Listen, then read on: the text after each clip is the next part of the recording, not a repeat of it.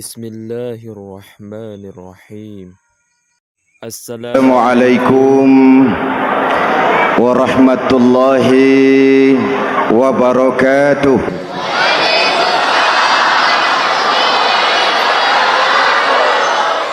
Alhamdulillahi wahdah,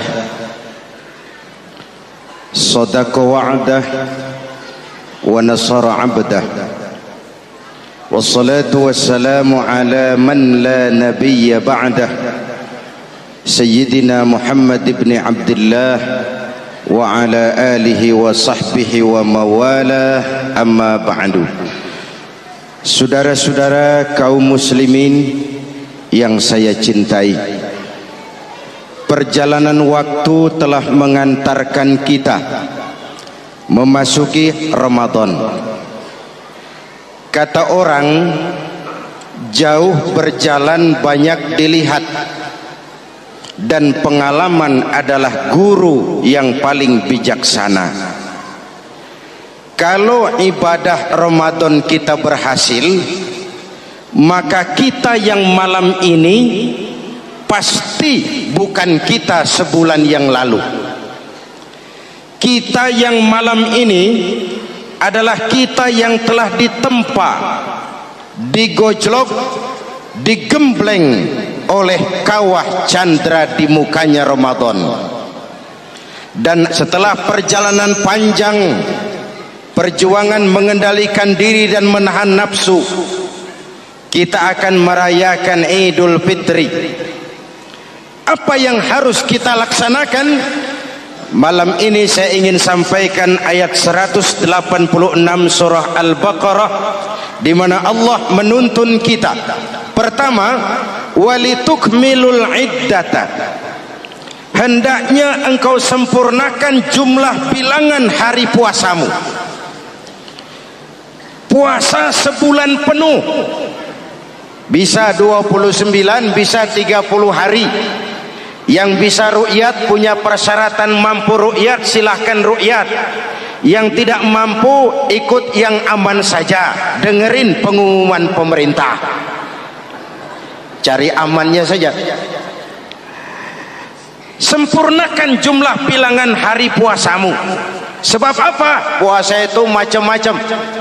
Ada yang puasa model beduk, depan rapat, belakangnya kosong, cuman pembukaan. Ada juga yang pembukaan, pertengahan, dan penutupan. Ada juga yang penutupan saja, mau dapat Lailatul Qadar.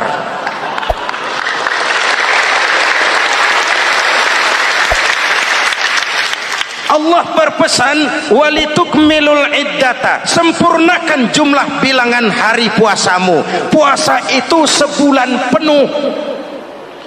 Setelah selesai itu, walitukabbirullaha ala ma hadakum, hendaknya engkau agungkan, engkau bertakbir, mengagungkan Allah yang telah memberikan hidayah kepadamu. Tidak ada takbiran sebelum selesai Ramadan. Walitukmilul iddata, itu dulu, sempurnakan jumlah bilangan hari puasamu. Selesai baru walitukabbirullah. Jangan lebaran masih seminggu sudah Allahu Akbar, Allah ngigo. Walitukmilul iddata, sempurnakan dulu jumlah bilangan hari puasamu. Ini adab. Selesai, walitukabbirullah, baru engkau bertakbir, agungkan nama Tuhanmu. Kenapa? Ala ma hadakum, yang telah memberikan petunjuk dan hidayah kepada kita semua. Saudara, kalau bukan lantaran hidayah Allah, berat sebulan penuh enggak makan, lapar melilit perut, haus mencekik tenggorokan. Kalau bukan hidayah, berat melawan nafsu. Kalau bukan hidayah, berat melawan setan. Bagaimana enggak berat? Dia lihat kita, kita enggak lihat dia. Ini kan curang musuh begini. Semata-mata karena hidayah dari Allah. Intan paling mahal, mutiara paling berharga, tidak lain adalah hidayah. Saudara lihat dalam sejarah, Kadang-kadang anak Nabi tidak dapat hidayah, tidak terpanggil mengikuti kebenaran. Kan'an anak Nabi Nuh, betul? Kadang-kadang bapak Nabi tidak dapat hidayah. Azar bapaknya Nabi Ibrahim. Ibrahim penegak tauhid, bapaknya produsen berhala. Kadang-kadang istri Nabi tidak mendapat hidayah, kafir, istrinya Nabi Lut. Kadang-kadang paman Nabi tidak dapat hidayah, ingkar, Abu Jahal, Abu Lahab, paman Nabi kita. Anak Nabi, bapak Nabi, istri Nabi, paman Nabi, hidayah tidak datang, mereka tidak terpanggil mengikuti kebenaran. Alhamdulillah, kita yang ponakan Nabi aja bukan,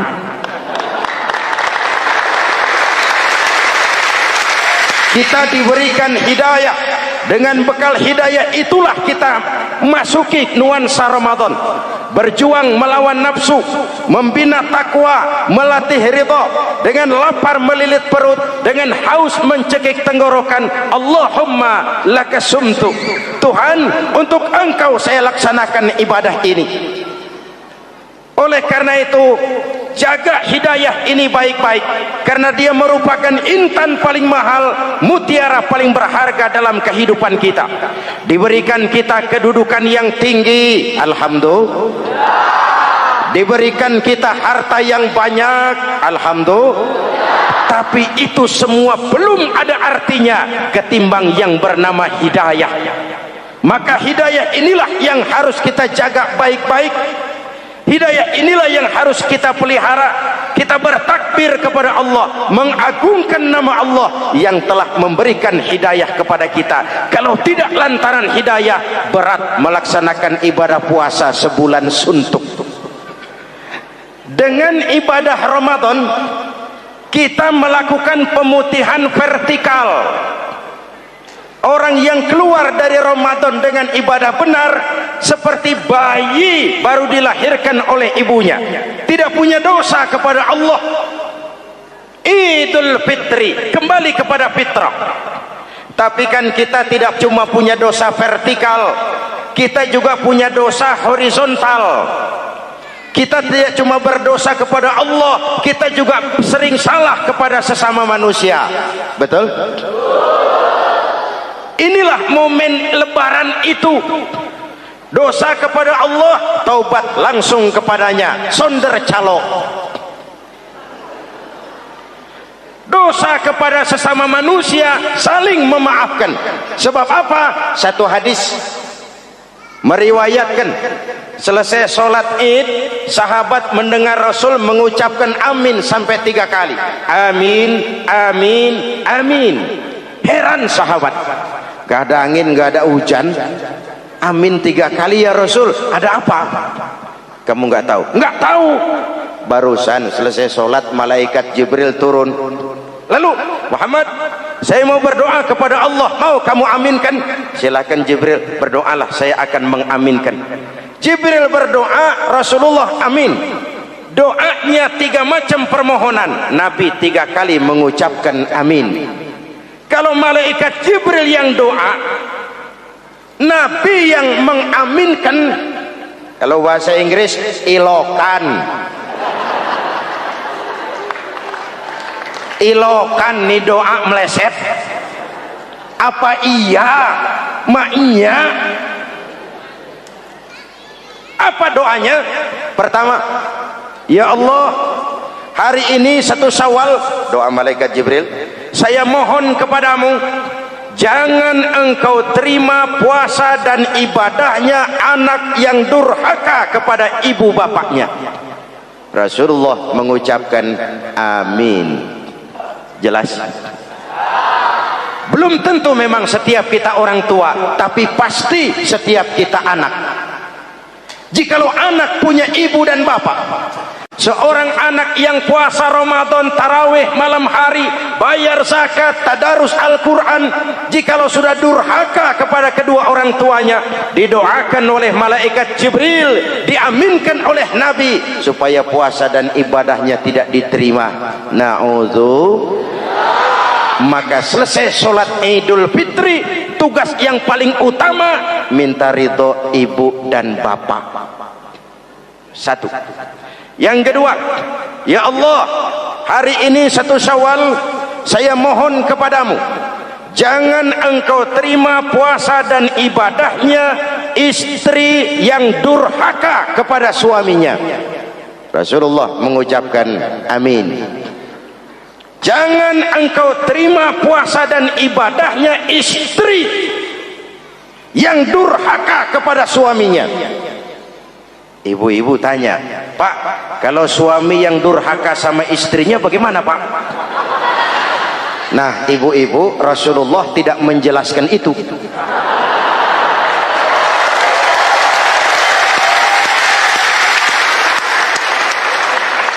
Ya bukannya mau menang sendiri, memang hadisnya nggak sampai ke situ. Cuma nanti di akhirat yang akan disidang habis-habisan, dimintai pertanggungan jawab tentang rumah tangganya adalah suami, bukan istri. Nah, istri itu swarga manut, neraka katut.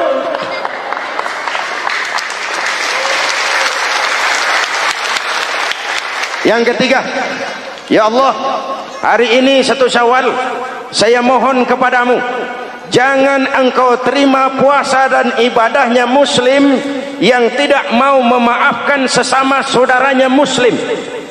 Memberi maaf lebih berat daripada minta maaf, tapi memberi maaf lebih mulia daripada meminta maaf.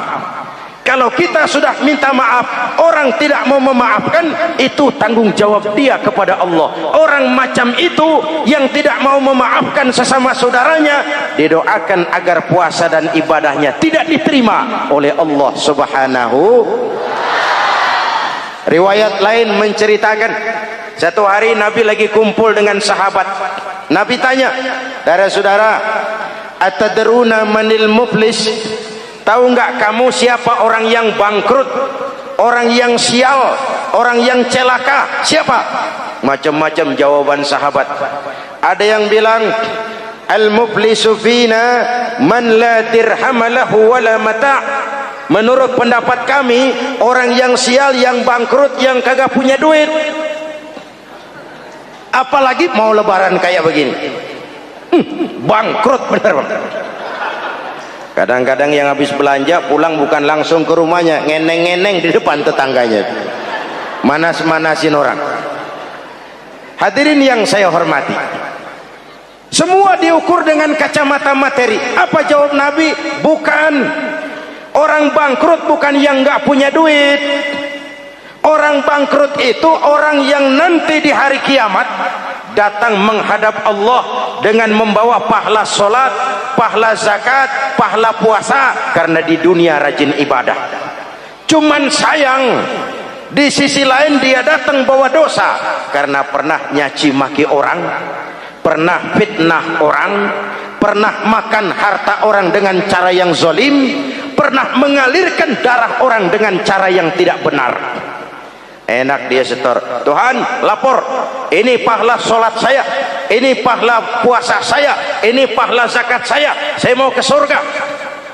Datang orang, ntar dulu Tuhan, sabar. Ini orang memang di dunia rajin puasa, tapi saya pernah dicaci maki, lidahnya kotor, omongannya tajam, hancur hati saya oleh ucapannya. Panggil sini, Mas. Benar ini orang pernah kamu caci maki, kamu lontarkan kata-kata pedih dan kotor, kasar? Iya. Siniin pahala sholatmu, kasihin orang yang kau caci maki, kasihin. Selesai. Berangkat lagi, datang lagi orang. Sebentar Tuhan, dia memang di dunia bayar zakat, tapi dia pernah makan harta orang dengan cara yang zalim, makan harta yatim. Jadi pengurus yatimnya lapar, pengurusnya yang pada kenyang.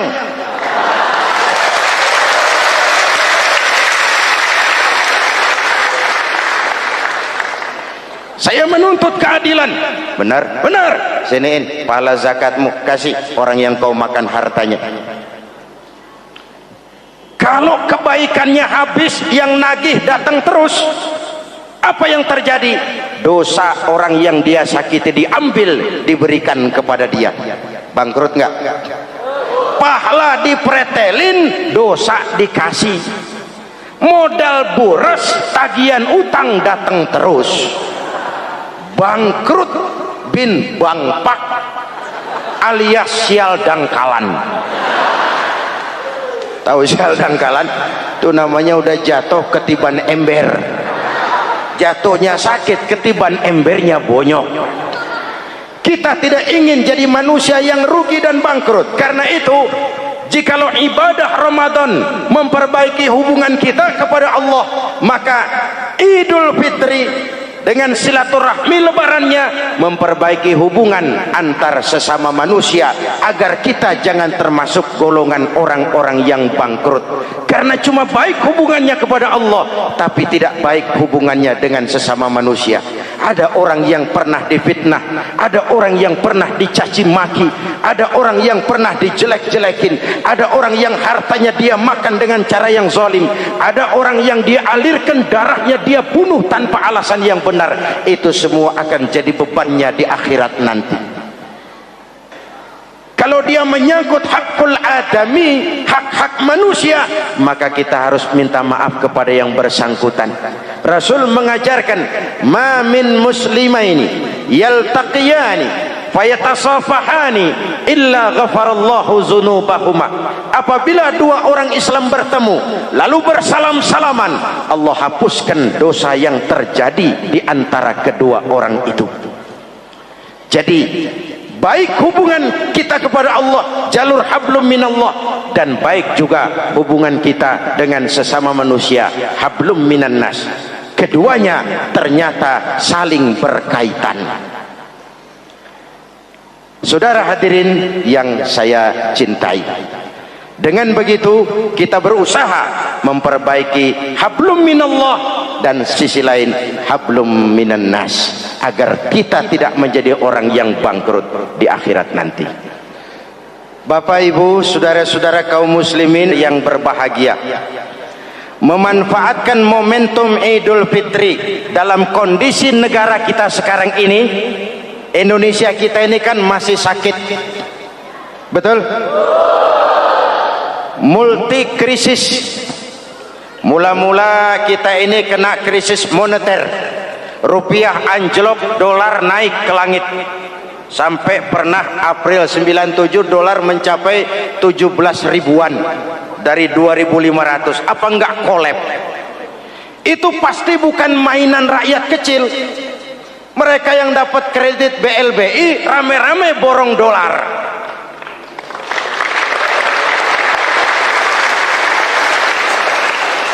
Kita mah bocah kampung boro-boro borong dolar, ngeliat juga tumben.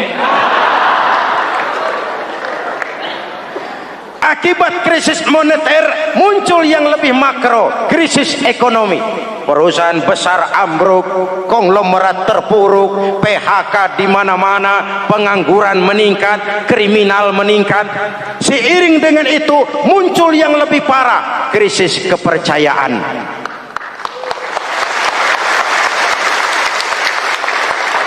Benih-benih perpecahan bertebaran di mana-mana.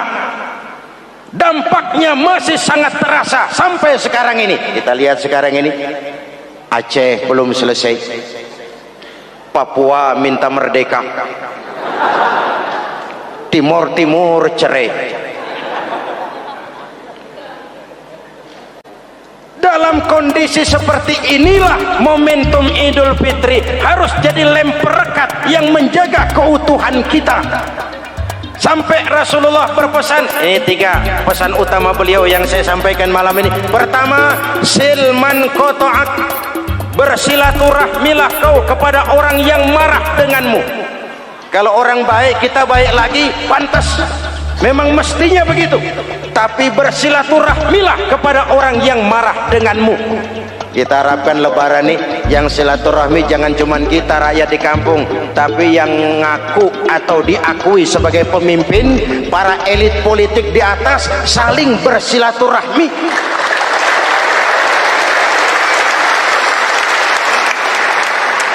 Kalau mereka rukun di atas, kita di bawah ngelihatnya enak. Betul? Tidak ada orang akan di atas kalau tidak disokong dari bawah. Kita ini seperti rumah, walaupun genteng di atas, nggak boleh genteng ngomong seenaknya. Genteng ngomong sama tiang, saudara tiang, kamu enak, saya setengah mati. Hujan kehujanan, panas kepanasan. Kadang-kadang anak-anak nakal saya disambitin. Kata genteng. Yang jadi tiang ngomong, teng. Kata tiang, ngomong jangan sembarangan, teng.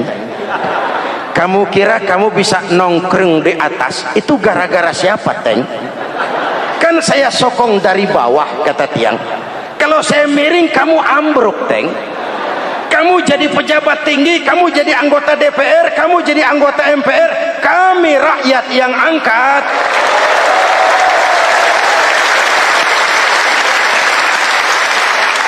Jangan udah di atas pada berebut turu-turu dia melulu, capek rakyat. Ada yang jadi anggota dewan cuman pengen petatang peteteng, cari prestise dan gengsi. Ada yang cuma jadi trompet kekuasaan, pokoknya apa kata kekuasaan akur, setuju. Kekuasaan bilang, saudara-saudara, bumi ini lonjong, lonjong. Lalu rakyat dapat apa dari wakil kayak begitu? Inilah momentum Idul Fitri. Mari kita manfaatkan silaturahmi. Jangan mewarisi sifat dendam, karena dendam tidak akan menyelesaikan persoalan.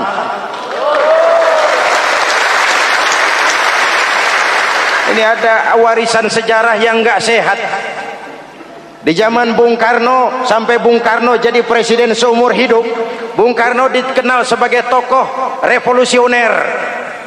Nggak sepaham sama Bung Karno, cepat-cepat dianggap ini kontra revolusi. PKI berontak, Bung Karno jatuh, muncul orde baru. Bung Karno disebut orde lama. Yang nggak cocok sama orde baru, wah itu orang orde lama. Lalu reformasi, orde baru lengser, jadi lagi alat yang nggak cocok sama golongannya, wah itu orang orde baru. Kapan selesai urusan? Kalau kita terjebak dengan budaya dendam, naik ini babat itu, naik itu sikat ini, kapan mau selesai? Rasulullah lahir di Mekah, perjuangannya dihambat, dicaci maki, dilontari kotoran onta, sahabatnya dibantai, diancam mau dibunuh, hijrah ke Madinah. Setelah di Madinah jadi besar, tentaranya kuat, pengikutnya banyak, pasukannya hebat. Satu saat beliau masuk kembali ke kota Mekah dengan kekuatan full, tentara yang gagah, Quraisy pucar kacir. Ini nih Muhammad yang dulu kita caci maki, yang dulu kita ancam mau kita bunuh, yang kita usir, sekarang dia masuk dengan tentaranya yang hebat. Kalau dia menuntut balas, habis kita sekarang ini. Apa jawab Nabi? Beliau turun dari punggung onta, lalu pidato dengan tawadu. Saudara-saudara, al-yauma yaumul marhamah. Ini hari yang penuh kasih sayang. Walaupun dulu kau usir aku dari sini, kau sambiti aku, kau bantai pengikutku, aku datang bukan membalas dendam. Ini hari yang penuh kasih sayang. Tidak akan ada pertumpahan darah. Yang masuk Masjidil Haram aman, yang masuk rumah Abu Sufyan aman, dihormatinya ketokohan Abu Sufyan di depan pengikutnya. Ini akhlak. Kenapa orang macam Mandela lebih bisa mencontoh Rasul daripada kita? Mandela yang 27 tahun mendekam dalam penjara, dia keluar tanpa bawa benih-benih dendam. Dia satukan Afrika Selatan, dia bimbing Afrika Selatan menuju kejayaan dan kemajuan. Kenapa Mandela yang tidak kenal Pancasila bisa lebih mencontoh akhlak Rasul ketimbang kita yang katanya orang-orang pengikut sunnah? Saya khawatir, ya bukan berarti saya tidak setuju, hukum harus tetap ditegakkan. Tapi kalau terus cari kambing hitam, kambing hitam, kambing hitam, kapan kita dewasa? Semua usut, saya khawatir nanti pun satu saat Nabi Adam bakal diusut. Kenapa dia makan buah khuldi? Kita jadi keleleran di Lebak Bulus begini. Kalau enggak kan kita masih di surga aja. Mari kita dewasa, mari introspeksi. Silman kotoak. Mudah-mudahan nanti lebaran kita pengen lihat nih. Kalau yang di atas sudah pada satu, kita yang di bawah enak. Tapi kalau memang pada ribut juga, kita yang di bawah jangan ikut-ikutan. Nonton aja nonton. Giliran rame tepuk tangan. Namanya elit susah ditebak. Nih hari dia berebut beda pendapat, ntar malam dia makan bareng. Kita di bawah udah kedongan ngasa golok. Kan berapa urusan? Sekarang udah nggak zamannya ngerahin masa.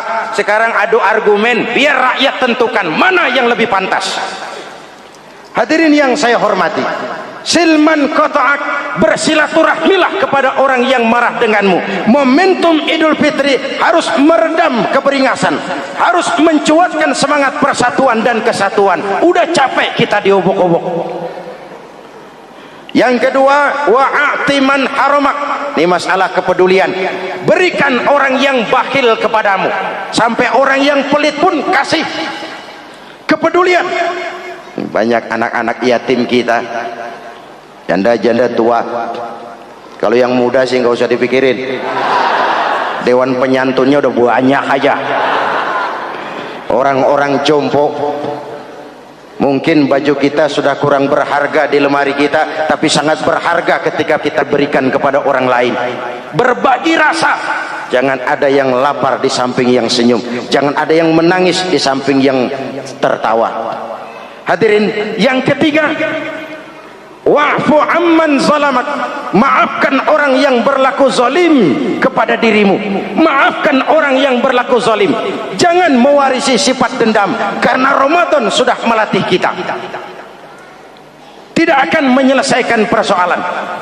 Dengan semangat ini, maka persatuan, kesatuan, kerukunan dan kekompakan akan lebih mudah kita wujudkan. Kita ingin Indonesia esok lebih baik daripada sekarang ini. Amin. Dan tentu saja kita berharap banyak dari para pemimpin-pemimpin kita. Semoga lebih bersikap sebagai negarawan, bukan hanya sebagai politisi. Karena jujur saya ingin berkata, reformasi memang telah melahirkan politisi, tapi belum banyak melahirkan negarawan. Negarawan adalah orang yang ngayomi seluruh rakyat. Sekarang rakyat cuma di atas namakan, biar banyak banget. Kalau tidak mendukung dia, dianggap bukan rakyat. Biar dikit banget, kalau pendukungnya, itulah rakyat sejati. Ini pemimpin model apa kayak begini?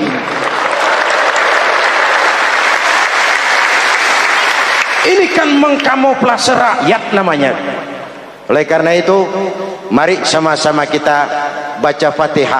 Kita niat, mudah-mudahan suasana sesudah Ramadan benar-benar kondusif, agar kita bangsa ini bisa keluar dari kesulitan besar yang kita hadapi sekarang ini.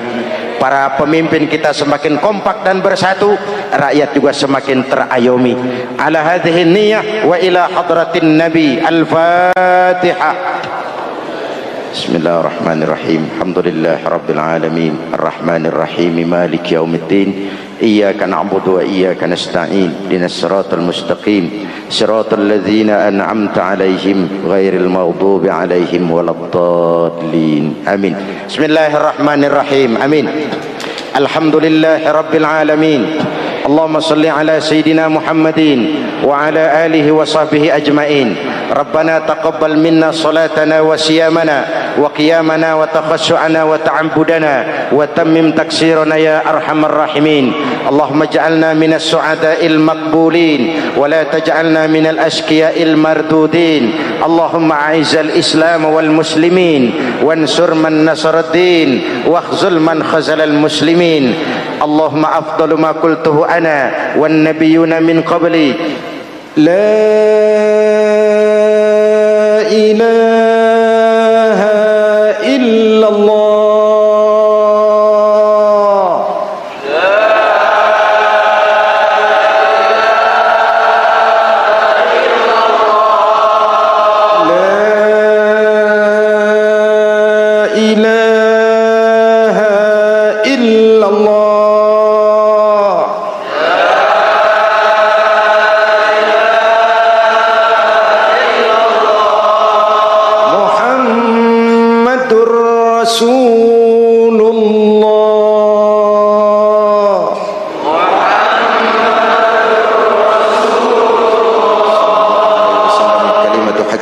'alaiha nahya wa 'alaiha namut wa 'alaiha nub'atsu insyaallah minal aminin birahmatika ya arhamar rahimin.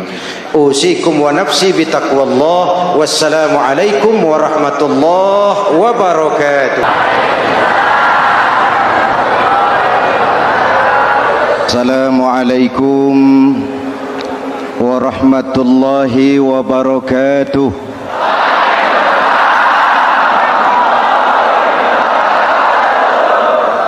Alhamdulillah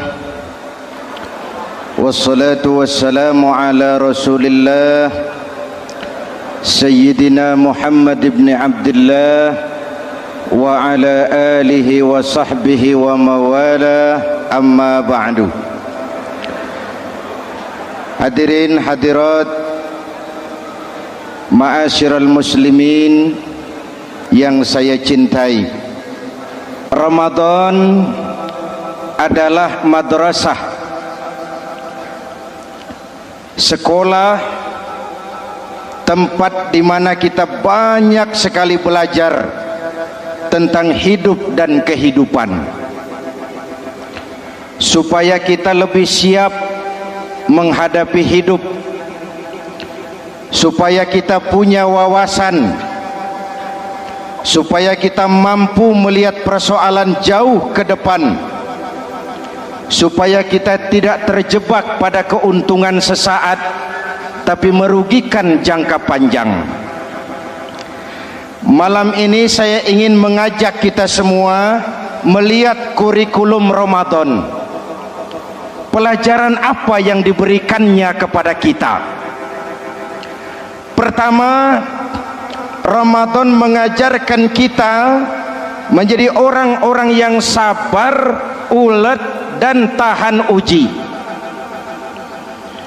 Ini zaman di mana persaingan tajam, betul? Jangankan jadi pejabat tinggi, jangankan jadi pengusaha sekarang ini, jadi kiai saja kalau tidak sanggup bersaing,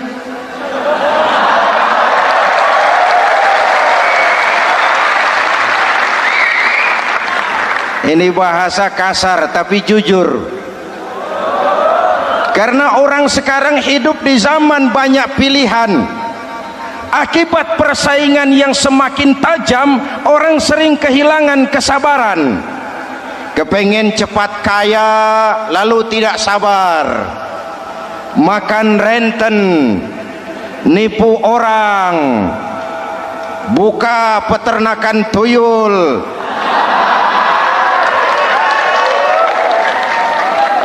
korupsi.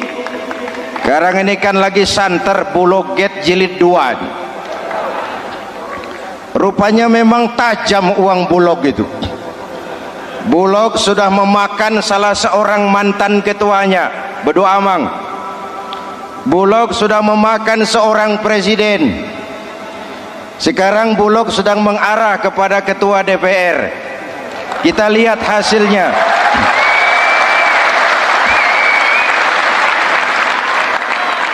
Tentu saja kita prihatin, karena kita tahu ekonomi kita sedang sulit.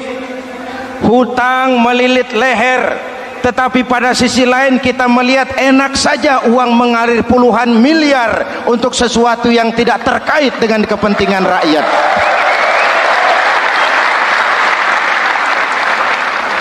Karena itu puasa mendidik kita sabar, biar lapar melilit perut, biar haus mencekik tenggorokan. Kalau maghrib belum datang, jangan sentuh makanan, jangan ambil minuman, sabar. Betul? Ada waktunya. Lalu lintas itu macet karena kendaraan besar tidak mau ngalah, kendaraan kecil tidak tahu diri. Betul?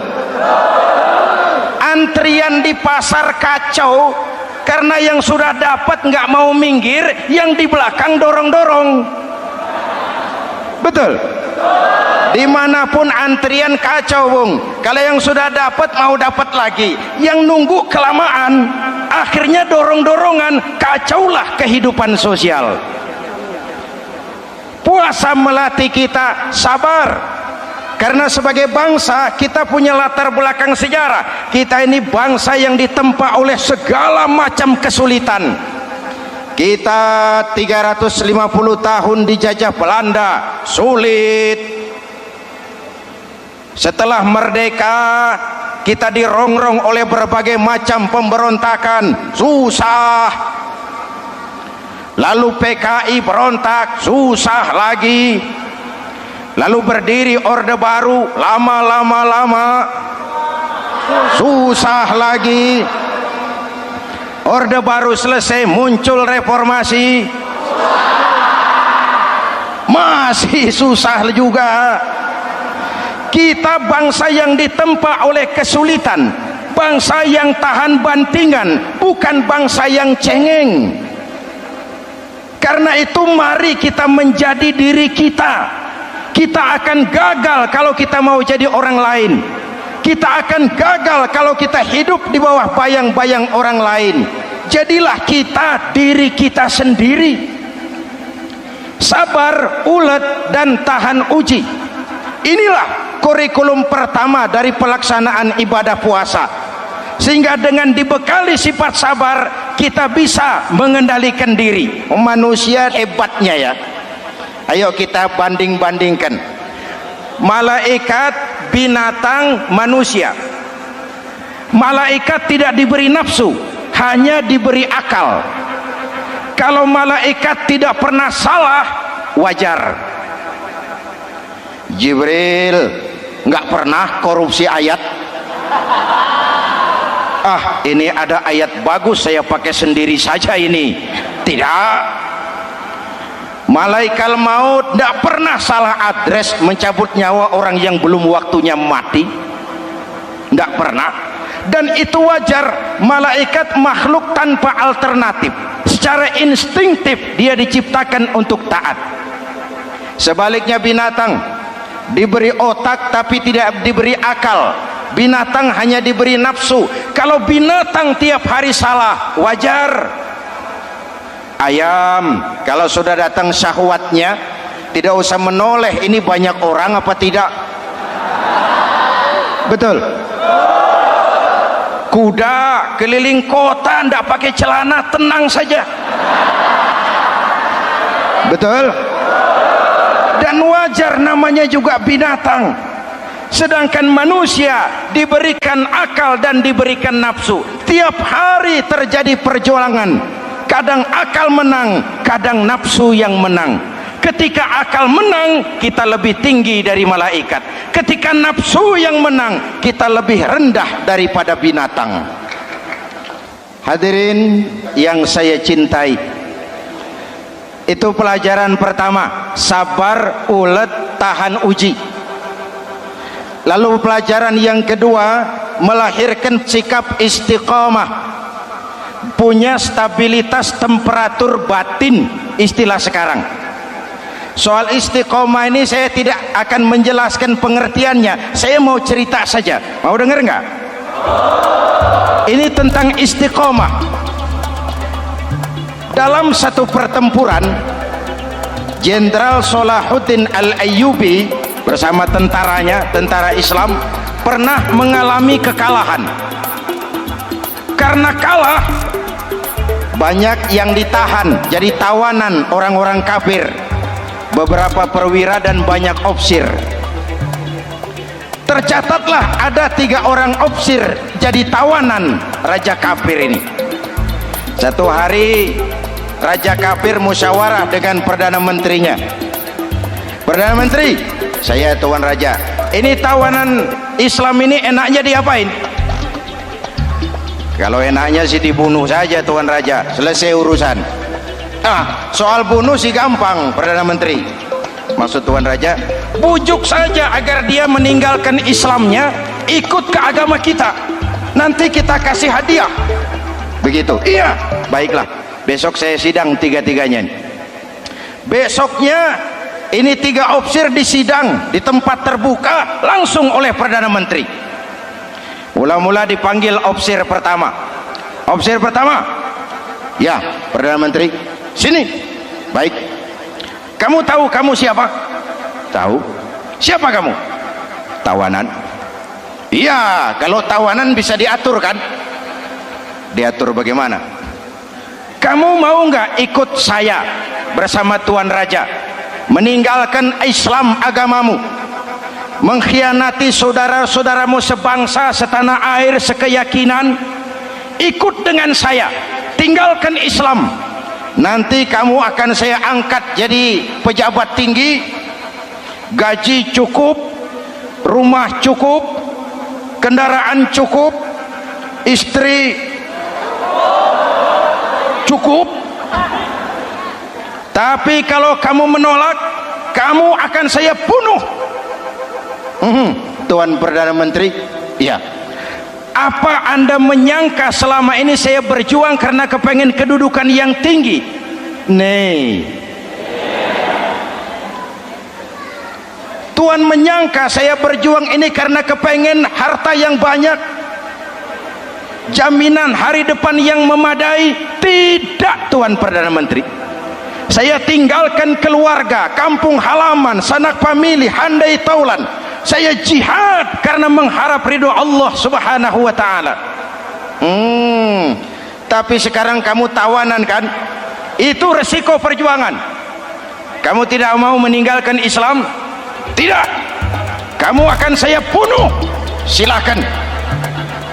Kamu tidak takut mati? Tidak. Kamu berani? Dari kemarin. Apa dikira baru sekarang saya berani? Tuan Perdana Menteri, saya berharap memang saat-saat seperti ini bisa saya temukan. Ibadah saya sedikit, sholat saya kurang, puasa saya kurang. Barangkali dengan jihad saya bersimbah darah, mati di tangan Tuhan, Allah akan mengampuni dosa-dosa saya dan saya dapat tiket untuk mencapai keridhaannya.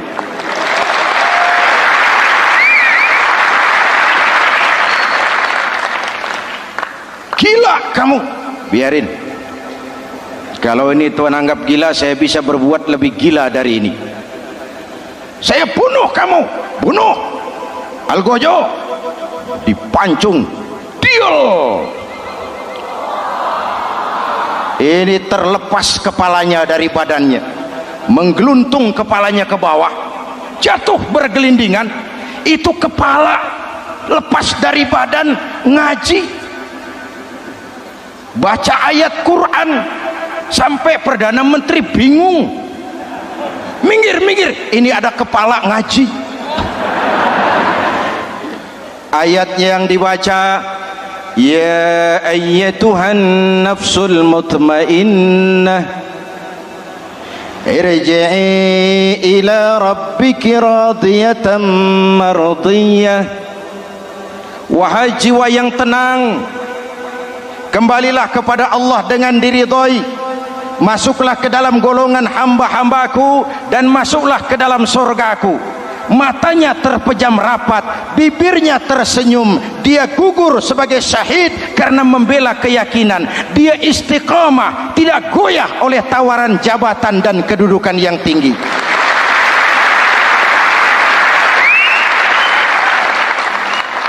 Perdana Menteri geleng kepala. Dasar orang Islam. Panggil officer kedua. Officer kedua. Ya, Perdana Menteri. Kamu sudah lihat temanmu yang barusan? Sudah. Mati kan? Mati. Kamu bagaimana? Mau tetap berjuang untuk Islam atau ikut kami? Jabatan tinggi, kedudukan tinggi, rumah tinggi, bagaimana? Atau mau mati seperti teman kamu barusan? Sudah kamu pikir? Sudah, Perdana Menteri. Sudah apa? Sudah, jangan banyak omong. Maksud kamu apa? Saya sudah tidak sabar mau nyusul teman saya yang barusan itu. Saya tidak bayangkan bagaimana disambut oleh malaikat di surga, disambut oleh para bidadari di surga, menggapai ridho Allah. Oh, Perdana Menteri, sudah jangan banyak omong. Kalau mau potong, potong saya. Perdana Menteri bilang ini lebih gila dari yang pertama itu. Yang pertama masih mau diajak ngomong, ini malah langsung minta disembelih. Ayo Algojo, potong. potong lagi, deal, terpisah lagi kepalanya dengan badan, jatuh ke bawah, menggeluntung, ngaji lagi. Ayatnya yang dibaca, wujuhun yawma izin nadirah ila rabbiha nazirah. Muka mereka hari itu berseri-seri kepada ridho Allah. Mereka memandang, bibirnya senyum, matanya terpejam, dan dia ajal dengan husnul khatimah, mendapat syahid karena teguh punya keyakinan, istiqamah dalam perjuangan, tidak goyang, tidak mencela dan mencele.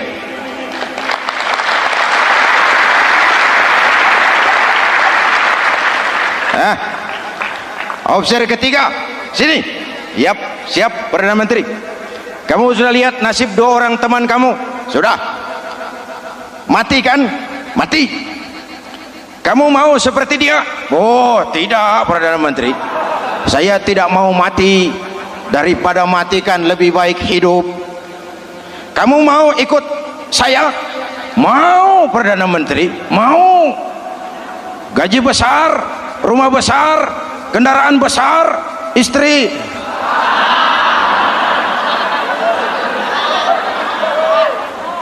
Mau Perdana Menteri, saya mau. Daripada tidak jadi apa-apa, kan lebih baik jadi apa-apa. Daripada tidak punya apa-apa, kan lebih baik punya apa-apa. Oh, jadi kamu selama ini berjuang karena mau cari apa-apa? Iya. Bagus. Nanti saya musyawarah sama raja. Kamu diangkat jadi bupati di mana? Tunggu ya. Perdana Menteri laporan, Tuan Raja. Ya, ini opsi ketiga kelihatannya baik ini. Dia mau mengkhianati teman-temannya, sebangsa, setanah air, sekeyakinan, mengkhianati bangsanya, meninggalkan agamanya. Dia mau ikut kita. Kita angkat jadi pejabat di mana dia? Raja senyum. Oh, soal angkat mengangkat sih gampang Perdana Menteri. Cuma saya pikir-pikir opsi ketiga ini kok tegel-tegelin. Kok sampai hati ya? Temannya sendiri, seiman, sekeyakinan, sebangsa, setanah air dikhianati karena mengejar jabatan, harta, kedudukan. Orang itu Perdana Menteri kalau sudah mau mengkhianati saudaranya sendiri, apalagi orang lain.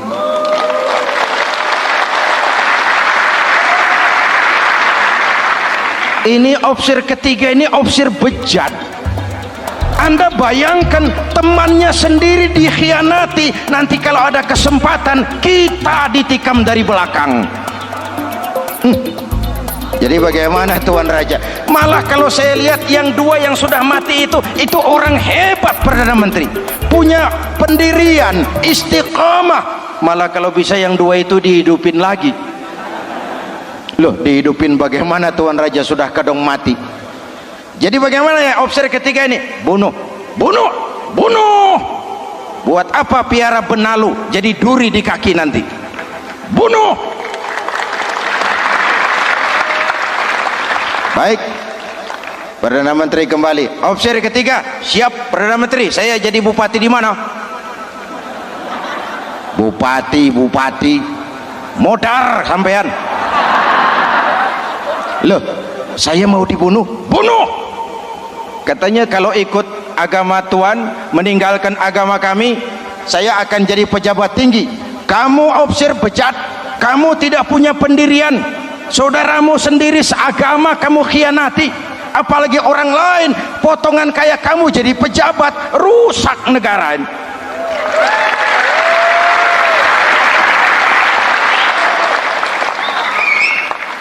Hadirin hadirat yang berbahagia, saya lanjutkan cerita ini, nanti kesimpulan diambil sendiri-sendiri. Jadi saya mau dibunuh Tuan Perdana Menteri. Ya, kamu mau dibunuh, tidak jadi pejabat? Tidak. Kamu bejat kok mau jadi pejabat. Nanti juga kalau kamu jadi pejabat, paling kerjamu memperkaya dirimu sendiri, paling banter keluargamu dan golonganmu, rakyat tetap saja tidak terurus.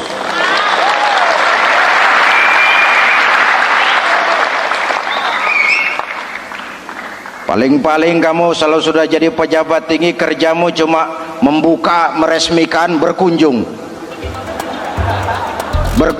meresmikan, membuka, meresmikan, berkunjung. Lah kapan kamu ngurus rakyatnya? Bejat kamu. Jadi saya dibunuh, bunuh. Iyalah, kalau mau dibunuh ya saya bunuh, tapi saya mau Islam lagi ah. Terserah, mau Islam lagi mau tidak, kamu tetap akan dibunuh. Iya, saya mau Islam lagi. Ayo cepat. Iya Pak, saya mau syahadat dulu. Cepat. Iya Pak, asyhadu macet lehernya. Ayo cepat. Iya Pak, asyhadu tidak bisa mengucap syahadat.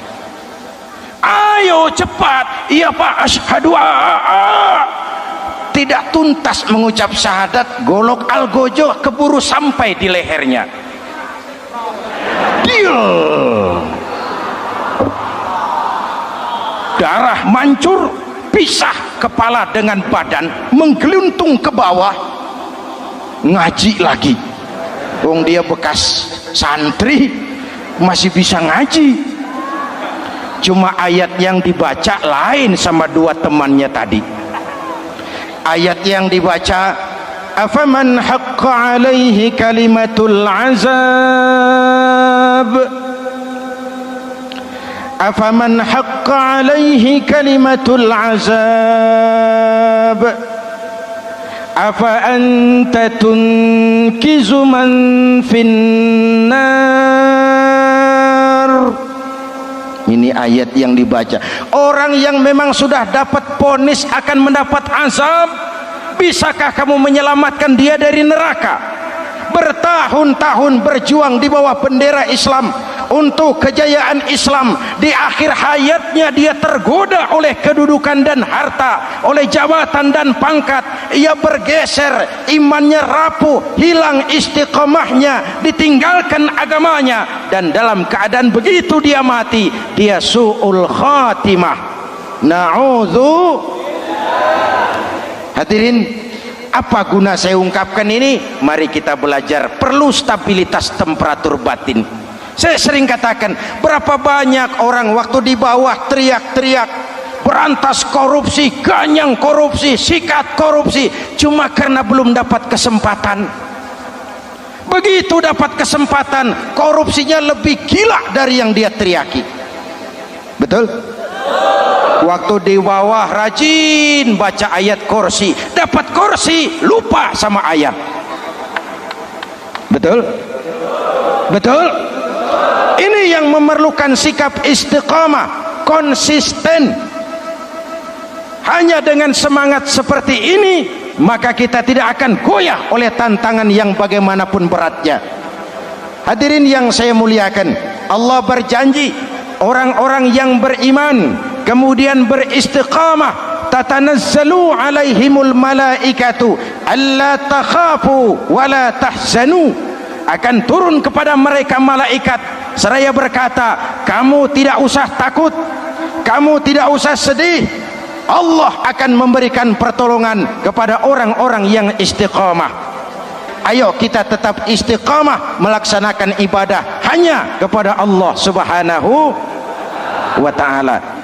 Nah, yang ketiga, ikhlas. Allahumma lakasumtu, untuk engkau saya berpuasa. Orang mau puji atau tidak bukan soal, orang mau lihat atau tidak bukan soal. Kalau sudah berbuat, yang penting karena Allah saja. Keikhlasan itu, kalau amal kita adalah jasad, ikhlas adalah roh. Saudara, hari Jumat jam 9 pagi sudah berangkat ke masjid, apa tidak bagus? Bagus. Sarungnya baru, Samarinda kelas BHS, sajadah tebal, tasbih panjang. Jam 9 sudah berangkat. Iya, padahal sholat jam 12. Betul, apa pahalanya besar? Nanti dulu. Itu berangkat jam 9 itu maunya apa? Pameran sarung? Atau di dekat masjid ada janda? Atau apa? Disinilah peran keikhlasan. Keikhlasan itu bukan kata. Malah kalau kita, oh saya ikhlas loh, biasanya tidak ikhlas kalau sudah ngomong begitu. Ikhlas itu amalan batin. Puasa ini menyelamatkan kita dari penyakit riya. Saya ingatkan Al-Ghazali bilang penyakit dua macam, penyakit zahir dan batin. Bedanya apa? Pertama, penyakit zahir yang punya lebih tahu dari orang lain, tapi penyakit batin orang lain lebih tahu dari yang punya. Kalau kita punya kanker darah tinggi, kita tahu, orang lain tidak. Tapi kalau kita sombong, hasud, dengki, orang lain kadang-kadang lebih tahu dari kita yang punya. Betul? Yang kedua yang dahsyat, sehebat-hebatnya penyakit zahir cuma merusak dunia, penyakit batin merusak dunia, menghancurkan akhirat. Ginjal mati, darah tinggi mati, tumor mati, kanker mati, leukemia mati, tapi tidak berakibat akhirat. Tidak ada penduduk neraka ditanya, kenapa kamu masuk neraka? Tumor pak. Tidak ada. Tidak ada. Sehebat-hebatnya penyakit zahir cuma merusak dunia, tapi penyakit batin merusak dunia, menghancurkan akhirat. Sombong penyakit batin, di dunia dijauhi orang, di akhirat neraka tempatnya. Kikir penyakit batin, di dunia dijauhi orang, di akhirat neraka tempatnya. Betul? Maka Al-Ghazali heran, kalau diserang penyakit zahir kita panik, cepat-cepat cari dokter. Tapi kalau diserang penyakit batin kita tenang-tenang saja. Padahal penyakit batin merusak dunia dan lebih hebat lagi menghancurkan akhirat. Maka puasa melahirkan keikhlasan, agar di dalam melaksanakan ibadah cuma kita dan Allah saja. Inilah jiwa dan semangat yang sekarang ini pun sudah mulai menjadi langka. Semuanya karena akhirnya